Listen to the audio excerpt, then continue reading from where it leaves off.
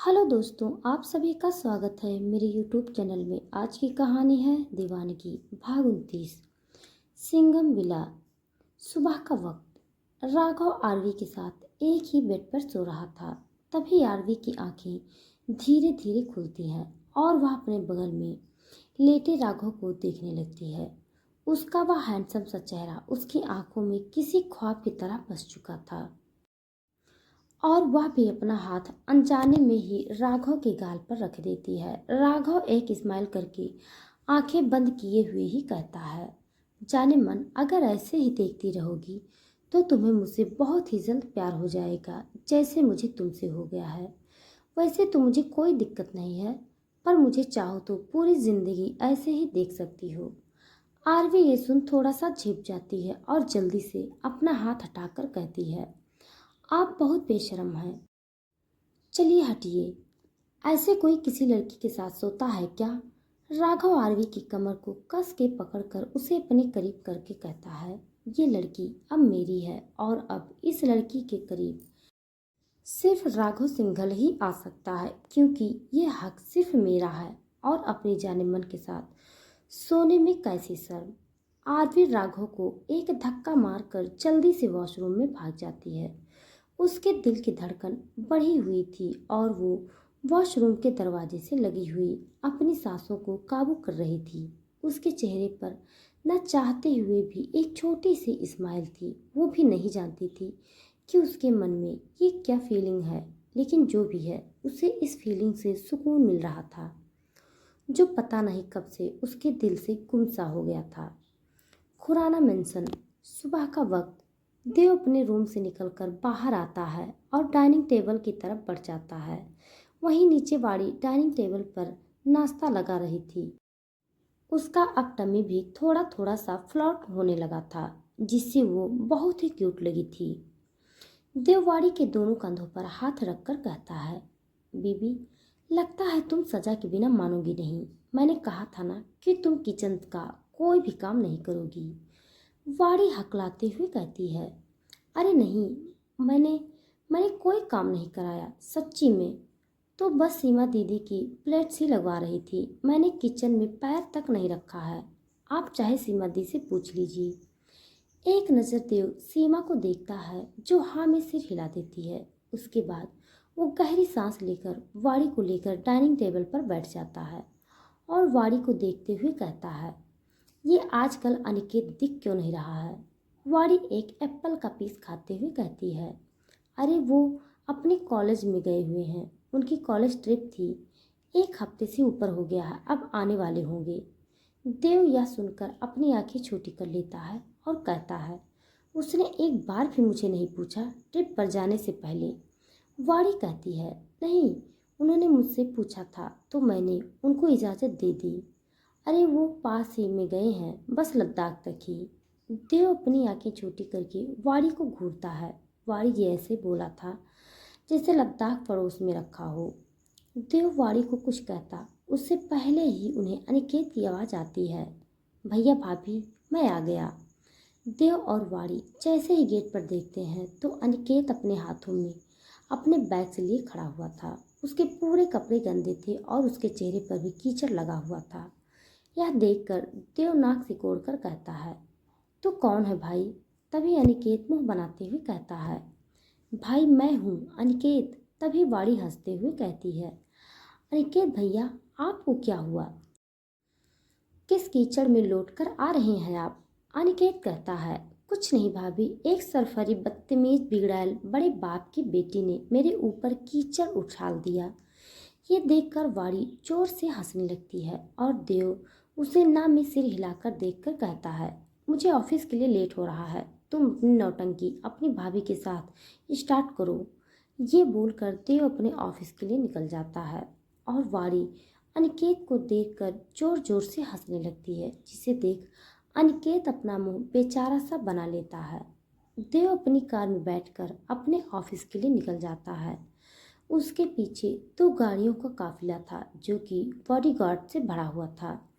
देव बीच रास्ते में ही पहुंचा था कि तभी बीच रास्ते में ही कुछ गाड़ियां देव की गाड़ी को घेर लेती हैं। देव ये देखकर अपनी नस कस लेता है और अपनी आंखों को बंद कर गुस्से से कहता है, आखिर ये लोग मानते क्यों नहीं, क्यों अपनी मौत को बुलावा देते हैं। देव अपना फ़ोन निकालता है और एक मैसेज सेंड कर देता है और अपनी खतरनाक आंखों से घूरते हुए गाड़ी से बाहर निकलता है। वहीं सामने के 5 से 6 गाड़ियों से गुंडे जैसे लोग बाहर निकलते हैं। उनके हाथों में रोड थी, गन्स थी और हॉकी स्टिक थी। उनकी हंसी देव के गुस्से को और बढ़ा रही थी। तभी एक गाड़ी में से श्रीकांत और सरबजीत निकलते हैं। सरबजीत विक्की का पिता था, जिसको देव ने बहुत ही बुरी तरह से मारा था, जिसका बदला लेने के लिए वह न जाने कब से इस बदले के आग में चल रहा था। सरबजीत आगे आते हुए कहता है, देखो देव खुराना, न जाने कब से मैं अपने बेटे की मौत का बदला लेने के लिए इस नफरत की आग में जल रहा था। आज मेरे दिल को सुकून मिलेगा। तेरी दर्द भरी चीख सुनने के लिए मेरे कान तरस रहे हैं। देव एक साइड स्माइल करके कहता है, अच्छा, फिर तो तेरे कानों को तरस कर ही मरना होगा, क्योंकि देव की चीख सुनने के लिए तुझे कई जन्म लेने पड़ेंगे। तब भी शायद गारंटी नहीं है कि तू देव की चीखें सुन सके, पर हाँ, इस जन्म में तू देव की गुर्राहट जरूर सुन सकता है। देव की बातें सुनकर श्रीकांत और सरबजीत अपने आदमियों को इशारा करते हैं और वहां पर गोलियां चलने लगती है। देव भी गाड़ी के गेट को खोलकर उन सब पर निशाना लगा रहा था। उसके पास 2 गन्स थी, जिसे वो हर एक आदमी को शूट कर रहा था। उसका निशाना इतना सटीक था कि एक ही बार में एक आदमी के सर के बीचों बीच गोली लग रही थी। देव के सभी बॉडीगार्ड्स उन सब पर भारी पड़ रहे थे। ये देख श्रीकांत एक कॉल करता है, जिससे कई और गुंडों की गाड़ियां उस रोड पर आ चुकी थी। वो रोड काफ़ी सुनसान था। वहाँ पर ऐसा लग रहा था कि बहुत ही पहले से ही प्लान किया गया था और वहाँ पर एक भी गाड़ी नहीं थी जो कोई विटनेस की तरह सामने आ सके। वो पूरा प्लान बनाकर आए थे कि देव को आज पूरी तरह से खत्म करके ही रहेंगे। सिंगल बिला राघव आरवी को अपने इंटेंस नज़रों से घूरे जा रहा था। वहीं आरवी उसे ऐसे देख अपने मन में ही कहती है, कैसे बेशर्म इंसान है, ऐसे घूरे जा रहे हैं जैसे तो अभी पकड़कर खा जाएंगे। तभी वो राघव को देखते हुए कहती है, माना हम खूबसूरत हैं, लेकिन इतने भी नहीं कि आप हमें इस तरह से घूरते ही जाएं। राघव अपने होठों पर अंगूठा फिराते हुए कहता है, वो तो आपने इस आशिक से पूछो कि तुम कितनी हसीन हो जाने मन। आरवी ये सुन मुंह बनाकर कहती है, कैसे छिछोरों वाली बात करते हैं आप। हमने इस तरह की लैंग्वेज कभी नहीं सुनी जिस तरह से आप बात करते हैं। हमें तो आपसे बात ही नहीं करनी है। ये बोलते हुए आरवी उठती है और अपने कमरे की तरफ चली जाती है। राघव उसे देखकर अपना सर खुजा के कहता है, मैंने ऐसे भी क्या बात करी यार, तारीफ ही तो करी थी। इन लड़कियों का अच्छा तारीफ करो तो दिक्कत, ना करो तो और दिक्कत। हद होती है यार। इतना कहते ही उसका फ़ोन रिंग करता है। वो अपना फ़ोन देखता है कि उस पर एक मैसेज शो हो रहा था। वो मैसेज देखकर राघव की आंखें सर्द हो जाती हैं। दूसरी तरफ एक सुनसान इलाके में देव कई आदमियों से घिरा हुआ था, पर उसके चेहरे पर डर नाम की शिकन भी नहीं थी। श्रीकांत और सरबजीत उसे अपने आदमियों के साथ घेरे खड़े थे। श्रीकांत हंस के कहता है, देखो भाई देखो, काली दुनिया का बेताज बादशाह आज कैसे शिकार की तरह भेड़ियों के बीच घिरा हुआ है। देव के सभी गार्ड को गोलियों से मार दिया गया था। देव अकेला निहत्था उन सभी के बीच खड़ा था। उसकी आंखें गुस्से से लाल थीं और शरीर गुस्से से कांप रहा था। श्रीकांत उसे ऐसे देख अपने आदमियों को इशारा करता है। श्रीकांत का इशारा देख उनके सभी आदमी देव की तरफ हथियारों के साथ बढ़ने लगते हैं। देव गुस्से से अपनी शर्ट के बाजू को फोल्ड करने लगता है। सभी आदमी देव पर अपने हथियारों से वार करने लगते हैं। देव की फाइटिंग क्लिक्स बहुत ही बेस्ट थी। वो कई लोगों के साथ अकेला फाइट कर सकता था। वहाँ पर सभी आदमियों के चीखने की आवाज़ें आ रही थी। किसी का हाथ टूटता था तो किसी का गर्दन। एक आदमी 2 तलवार लिए देव पर हमला करता है, जिसे देख देव तेजी से उसके पैरों पर मार उसे तलवार लेके उसके गले को काट देता है। ये देख सभी डर के पीछे हो जाते हैं। दूसरी तरफ खुराना मेंशन वाड़ी अपने कमरे में बेचैनी से इधर उधर घूम रही थी। वो अपने आप से ही कहती है, यह क्या हो रहा है मुझे? आज इतनी बेचैनी सी क्यों लग रही है? फिर वह अपने पेट पर हाथ रखकर कहती है, क्या हुआ बेबी? क्या तुम्हारे पापा किसी मुसीबत में तो नहीं? एक तो देव मेरा फ़ोन भी नहीं उठा रहे हैं। मेरे दिल की बेचैनी बढ़ती जा रही है। अब मैं क्या करूं? फिर वह कुछ सोचकर कुणाल को फ़ोन करती है। दूसरी तरफ से कुणाल फ़ोन उठाकर कहता है, जी मैम। वाड़ी घबराहट से कहती है, कुणाल क्या देव ऑफिस आए हैं? वो मेरा फ़ोन नहीं उठा रहे हैं। कुणाल वाड़ी की टेंशन को समझकर झूठ कह देता है, जी मैम, बॉस ऑफिस आ गए हैं। वो मीटिंग हॉल में हैं। वो जैसे ही फ्री होंगे मैं आपकी बात करवा दूंगा। वाड़ी ये सुनकर थोड़ा सा शांत होती है और ओके करके फ़ोन काट देती है। वहीं कुणाल अपने मन में कहता है, माफ़ करिएगा मैम, लेकिन इस वक्त आपको किसी भी तरह की टेंशन नहीं देनी मुझे। मैं जानता हूँ इस वक्त बॉस किस सिचुएशन में है और उनकी मदद करने की पूरी कोशिश कर रहा हूँ। पर मैं ये भी जानता हूँ हमारे बॉस एक खूंखार शेर हैं और शेर के आगे गीदड़ों की नहीं चलती। यह बोलते हुए कुणाल के चेहरे पर एक गर्व भरी मुस्कान थी। वहीं दूसरी तरफ देव सभी आदमियों को गाजर मूली की तरह काट रहा था। ये देख श्रीकांत और सरबजीत के पसीने छूट रहे थे। वो अपना फ़ोन निकालकर और लोगों को फ़ोन करते हैं। वहाँ अब कई इलाकों के डॉन अपने आदमियों के साथ आ चुके थे। देव अब पूरी तरह से हर जगह से घिरा हुआ था। उसके शरीर पर खून लगा हुआ था। ये कह सकते हैं कि वह पूरा खून में नहाया हुआ था। देव को कोई इस वक्त देख ले तो डर कर अपनी सांसें ही रोक ले। देव आज एक नर्क का शैतान लग रहा था।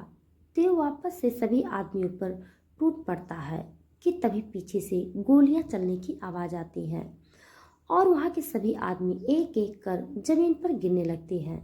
यह देखकर श्रीकांत और सरबजीत के साथ बाकी इलाकों के डॉन भी डर जाते हैं और वहाँ से निकलने की कोशिश करते हैं, लेकिन वो सभी एक दूसरी तरफ के सभी आदमियों से घिर चुके थे जो देव के आदमी थे।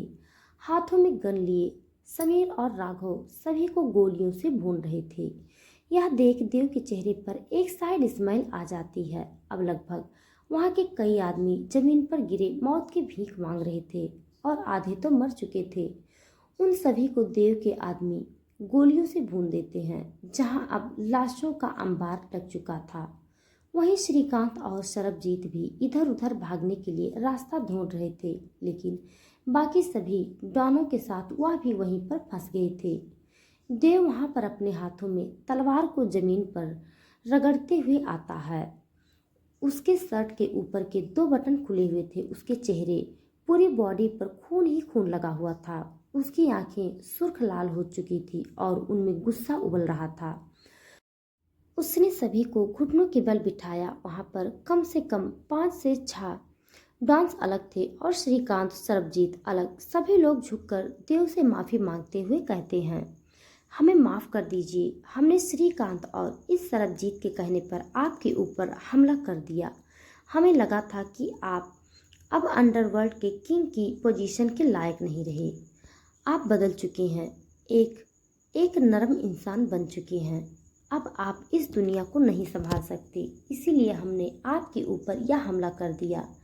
देव गुस्से में कहता है, तुम लोगों ने ये कैसे सोच लिया कि देव खुराना नरम पड़ सकता, इस काली दुनिया को छोड़ देगा? किसने कहा तुम लोगों से? उसकी चीख इतनी जोर से थी कि सभी लोगों के अंदर तक की रूह तक कांप चुकी थी। सरबजीत और श्रीकांत डरे हुए एक दूसरे को देख रहे थे। देव गुस्से से उन सभी को देखता है और एक ही झटके में सबके गले पर तलवार चला देता है, जिससे सभी की तुरंत की तुरंत वहीं पर मौत हो जाती है। श्रीकांत और सरबजीत डर कर एक दूसरे के करीब सटक जाते हैं और डरी हुई आवाज में कहते हैं, नहीं नहीं, तुम हमारे साथ ऐसा नहीं कर सकते। हम आज के बाद तुम्हारे रास्ते में कभी नहीं आएंगे। हमें छोड़ दो, हमें माफ कर दो।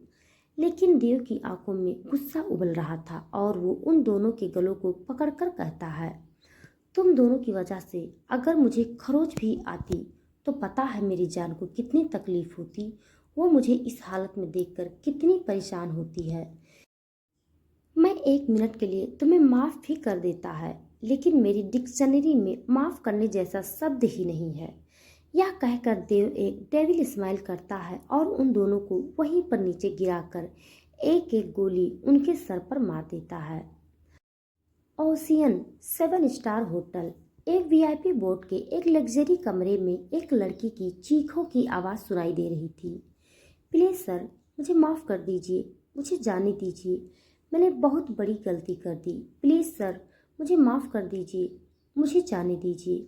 सर, मैंने आपका क्या बिगाड़ा है? एक लड़की गिड़गिड़ाती हुई सामने खड़े एक शख्स से माफ़ी मांग रही थी। सामने खड़ा शख्स एक मस्कुलर बॉडी का मालिक था। उसकी अपर बॉडी नेकेड थी और उसने नीचे एक ब्लैक कलर की पैंट पहनी हुई थी। उसके बाल बिखरे हुए थे, आंखें गुस्से से लाल थी, हाथों में एक बेल्ट थी और चेहरे पर शैतानी मुस्कान। वो अपनी शैतानी मुस्कान के साथ ही कहता है, तुम जानती हो मेरे बिस्तर पर हर लड़की मौत मांगती है बेबी। तो दोस्तों, आज के लिए बस इतना। इसके आगे का भाग जानने के लिए